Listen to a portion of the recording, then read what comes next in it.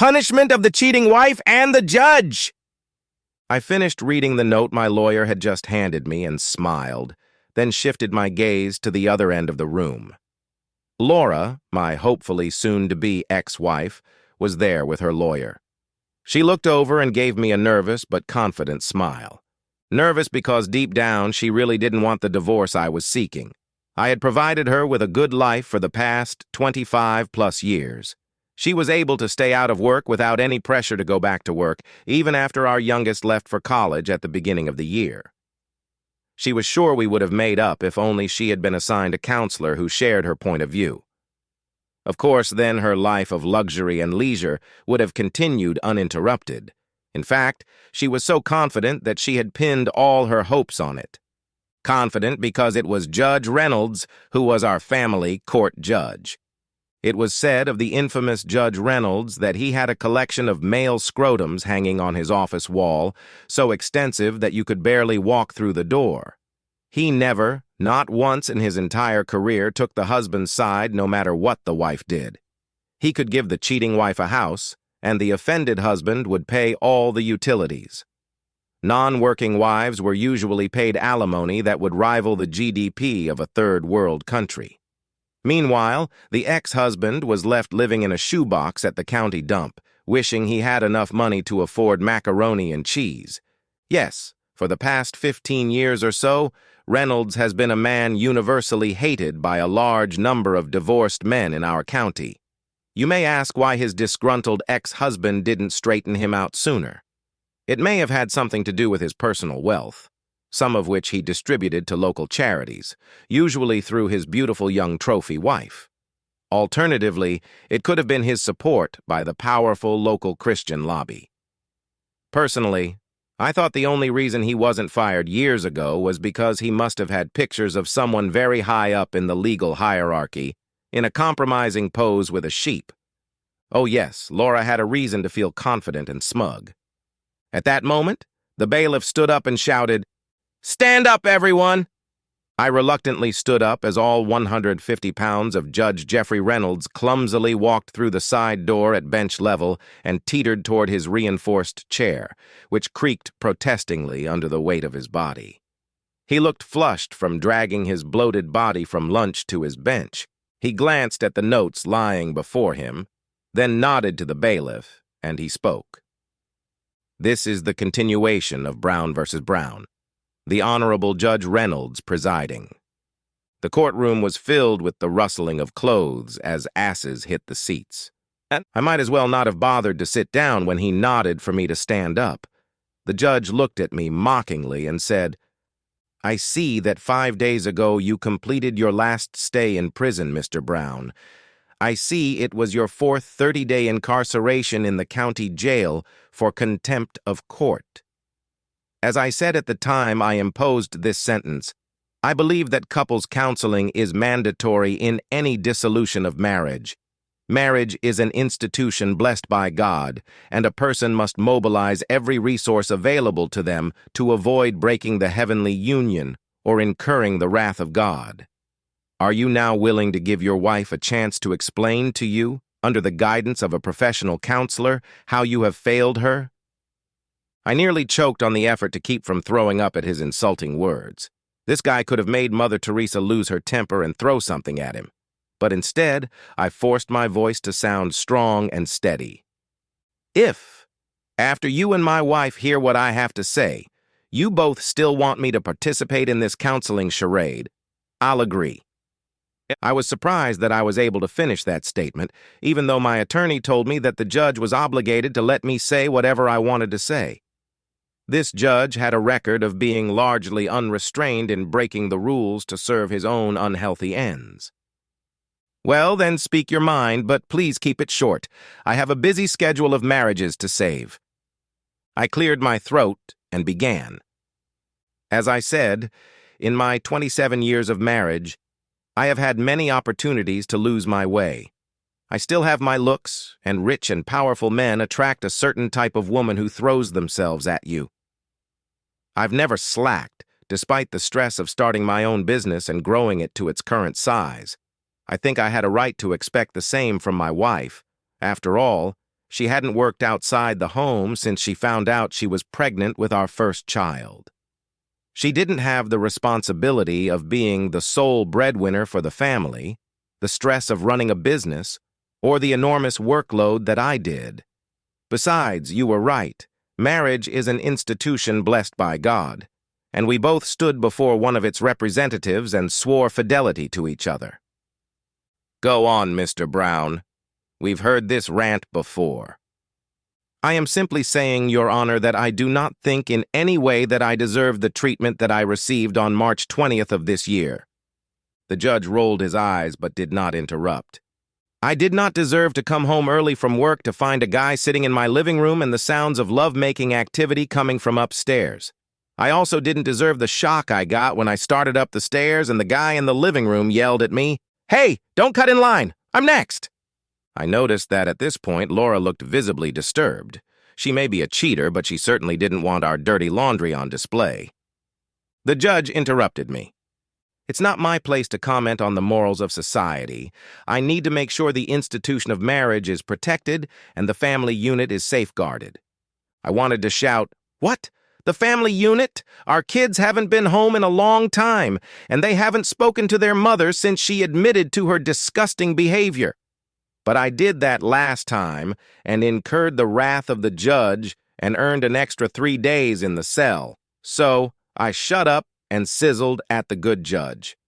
I also don't think I deserve to walk into my own bedroom and see my wife lying on her back with her legs around some young gym teacher's buttocks. I know for a fact that I didn't deserve that humiliation when I was told to go downstairs and wait for them to finish. The only bright spot in my life for the past 5 months was remembering the look on that gym rat's face when I ignored my wife's instruction to go back downstairs. First, the annoyed look when I pulled him away from my cheating wife. Then the look of utter horror when I threw him backwards down the stairs. He ended up with bruises and a broken collarbone before I threw him his clothes. The guy waiting in the living room ran off when I gave him a hard look. He was still unknown to the police and therefore not a witness. The judge interrupted me again irritably. When will your assault case be tried in court? At the end of next month, Your Honor. As I've said 1,000 times, Mr. Brown, the actual conduct of the parties to a marriage is irrelevant. What matters is the principled approach. You could come home and catch your wife with the entire local soccer team. But I wouldn't care. I would still defend the sanctity of the marriage and her rights. Domestic violence can never be excused, even against a man who helped your wife adjust to your shortcomings as a husband. I explained that all of this will be handled by a counselor. As you may know, I see it as my job to economically punish spouses who either don't participate in counseling or ignore its benefits. The smiling, fat man then leaned back in his chair, allowing me to continue. I continued without paying attention to what he said. I certainly didn't deserve the conversation I had with my wife after her lovers left. Obviously, I am a fantastic husband and she loves me madly. But no man can satisfy her these days, and so she is adamant that she will continue to have lovers. She told me that I could either get over it or file for divorce, at which point, in her words, I'll be blown away. A slight smile at the memory of that. Those words on tape were the reason the kids wouldn't talk to her and her friend list shrank several times over. The fat man in the court chair couldn't help himself again. Why do you insist on boring us with your denunciation, Mr. Brown? I have explained several times that your wife's behavior, past and present, is irrelevant here. My role is to make every effort to avoid the breakdown of the marriage and to ensure your wife's financial well-being. I believe this marriage can be saved, and your wife wants nothing more than to have you back in her loving arms. I warn you again, if you do not participate in the counseling I have ordered and return to the duties of a husband, the award I will make to your wife will be much higher than your attorney is suggesting, and you will go nowhere. So, thought I, once again, women can do no wrong. It had nothing to do with money, she just had needs. I'm going to burst that bubble.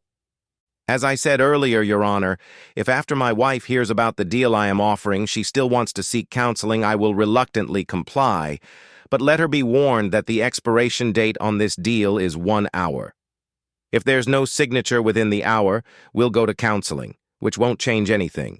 But even taking into account your legendary decisions, her ultimate reward will be less than this offer. I do wish you would not tarnish the great institution of marriage by reducing it to a value expressed in dollars and cents. That being said, what is your offer?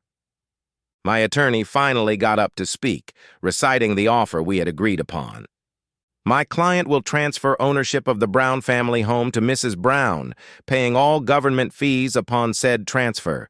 He will transfer 90% of the value of all bank accounts opened in his name only and in the joint names of Mr. David and Mrs. Laura Brown to a bank account of her choice. In addition, he will sign a document promising to transfer 40% of all future profits of Brown Engineering or any other legal entity he establishes in the future in Australia to the former Mrs. Laura Brown. In order to do this, my client expects Mrs. Brown to relinquish all need for counsel, cease all opposition to the divorce, and return to her maiden name as soon as possible. I could see Laura and her attorney having a heated discussion at their table. Then her attorney rose. Your Honor, if Mr. Brown's offer is indeed as generous as stated, we will be happy to sign the deal within the hour. His noble laxity looked disappointed that greed had once again taken precedence over principle, but as he looked at them, he realized that the matter was hopeless. Pending receipt of a signed copy of the appropriate proposal, I hereby dissolve the marriage of David and Laura Brown. The dissolution will take effect in 30 days. He banged his gavel. We all stood up. His chair groaned in relief as he waddled away. I glanced over at Laura's table and saw that both she and her lawyer were grinning like Cheshire cats. She, because her life of excess and luxury could go on indefinitely. He, because of the large percentage he would earn on the deal. As I watched, he began to read into the details of the deal. I wished I was there after Monday. It would be the first opportunity to find out that the house Laura had taken full possession of was mortgaged up to its eyeballs. The bank accounts were almost empty, and I no longer owned any companies in Australia. My lawyer called 2 hours later to say that the judge had ratified the deal and was busy ruining some other poor guy's life. I packed the last of my belongings, checked to make sure my passport was in place, grabbed a $300 bottle of sparkling wine, which by law we were no longer allowed to call champagne, and headed to my friend with benefits. In my defense, I didn't date Lucy until after Laura ruined our marriage, and for all you Puritans who scream, "But you're still married," I considered the marriage over as soon as Laura's behavior became public knowledge. So I'm not perfect, sue me. Lucy is younger than my 47, and I must say not that smart. But she does have a very generous soul, the most fantastic blue eyes, and a stunning body that supported my wounded ego as she seemed to appreciate my size and stamina. It took almost 4 weeks to seduce her. Again, in my defense, it's hard to get into any kind of relationship when your stubbornness keeps getting you locked up in the local jail. After I tasted her charms, she really wanted more of mine, assuring me that I was giving her the first non-plastic-induced pleasure in 15 years. As soon as I heard the deal was done, I called her to see if I could come. She said she was free at the moment, but had another appointment around 7. I knew she couldn't always stop drinking, so I didn't open the bottle until we were in bed with her. Walking naked to the refrigerator, I returned to the bedroom with the expensive bottle and 2 glasses. Lucy giggled from the 3rd sip from the first glass to the bottom of the second. She was like a possessed, insatiable woman. After a month of being locked up, I had plenty in the tank, if you know what I'm talking about. Just as we were both coming down from our high, her husband barely squeezed through the door. Lucy was in no condition to speak, but I was. "Hello, Judge Reynolds. Welcome home. I was just helping Lucy adjust to your shortcomings as a husband. I was out of the country to face the assault charge because I now live on a tropical island that has no extradition treaty with my country. The fact that I delayed the legal process allowed my attorney's partner to finalize the preparations for all the cases as I wanted. My business was sold to a company with a Swiss address for a small fraction of its value. A thorough search of international records might have revealed that the new owner was my brother, but I'm pretty sure my soon-to-be ex-wife didn't have the resources to trace things that far back. Most of my other assets have been sold, and the proceeds, along with the bulk of our bank accounts, have been transferred to company accounts or placed in a secure trust for my children's education. They will both be able to go to the most prestigious universities at home or abroad, and they will have money left over to give up. Of course, Laura would get half of what was left when their education was completed, but since it would be at least 5 years before that time, I personally didn't care. The downside to my new home was that I was also unable to attend the assault hearings for Judge Reynolds, or should I say former Judge Reynolds. After the shock of catching me in bed with his wife passed, he pounced on me with fists. Lucy, a little stupefied by the combination of alcohol and my caresses, tried to come between us.